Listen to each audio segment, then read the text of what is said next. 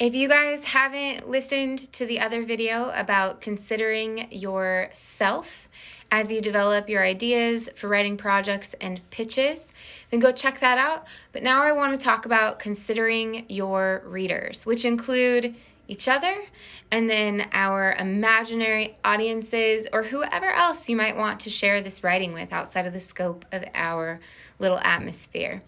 So, as you're kind of picking up on thus far, I would love there to be a personal connection between your identity and what you choose to write about. And I don't just say I alone.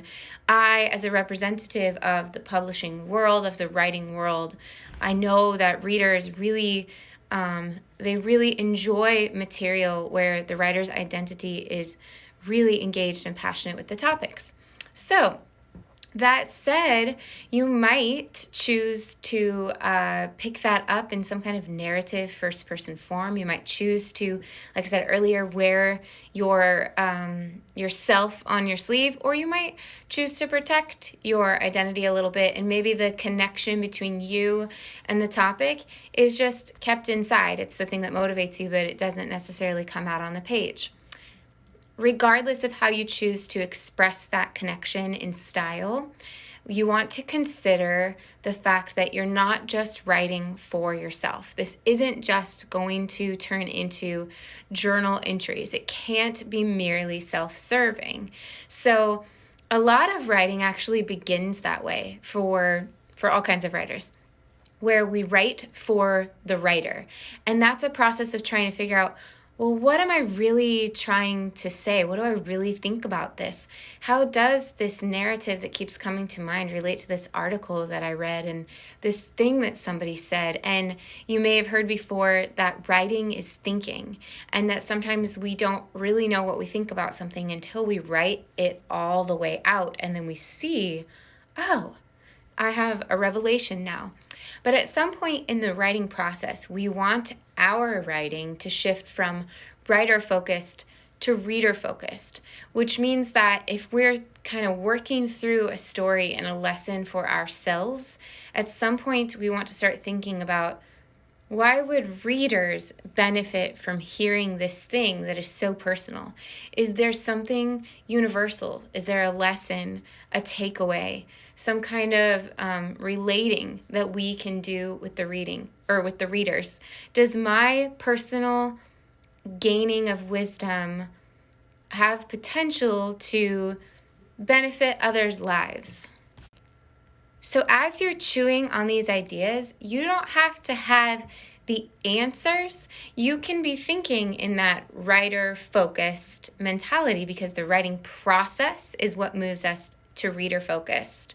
But if you can hypothesize or at least envision that a certain idea has potential to become reader-focused, to become beneficial, to have a main point in the end of developing the project that might intrigue readers and make it worth them taking their time to read the piece, then that is a good pitch to work with.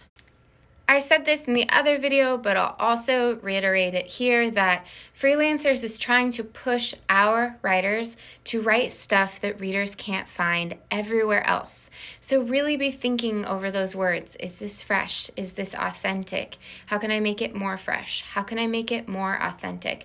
How can I make it stand out from the noise so that readers will remember it, so that it will feel like an interruption to their day in a positive way?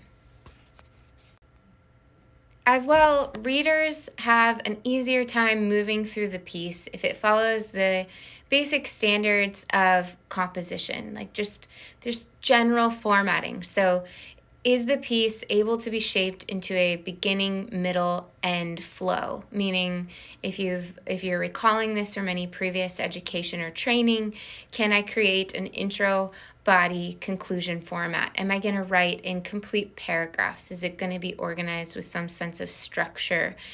Do I have lots of ideas where I could potentially develop this? And maybe You don't know exactly what that's going to look like. That would be best. But the real question to ask here is, am I willing to shape it in those ways? Am I willing to move from writer-based to reader-based? Am I willing to organize it in a standard structure and develop it at length? And also, something that you can do to make a personal subject more communal, more beneficial to a broad variety of readers, is to incorporate and be willing to research to find out, okay, this was my experience. What do others have to say about it? And that leads us into the final video about considerations that I want you guys to review this week. All right, I know that I just said it's time for the next video, but I finished everything up and I had to come back here because I need to add that when you are considering your readers and you're trying to make things interesting for them, one of the key ways, and this is a major piece of composition advice, all writing advice, one of the major ways that you can make something interesting is to make it small. So get very specific and small in scope. Too often writers think, but that topic's too small, I won't have enough to say about it. And then they go big, and what happens is it becomes vague, ambiguous, and slightly boring because we're just living on the surface of a topic rather than diving really deep in. And if we get small and specific, we can get into the nitty-gritty of everything, and it will, like I said, it will stand out against the crowd. Also, when you're considering your readers, be thinking about, well, maybe I'm in the mood for something really serious, and maybe just because it's on all of our minds right now, maybe what I'm in the mood for is politics. Consider your readers. Are you the kind of writer that can cut through maybe the fatigue of our readers? Fatigue is the most encompassing word that I can think about that right now that we might all relate to. I know many people in the world right now are feeling sad, angry, frustrated, divided, tired. I already said angry, whatever it might be. And we're all in different places. So think about how your topic, you might be in the mood for it, but are your readers? And you don't have to ignore a topic because readers aren't in the mood for it. Sometimes it's important and necessary to disrupt and make ourselves uncomfortable, make others uncomfortable, to have talks that are just important to have. But check and self-examine. Do you have the chops right now to have readers push back against you? Can you handle that right now? Can you handle receiving that kind of feedback? And are you willing to learn from it?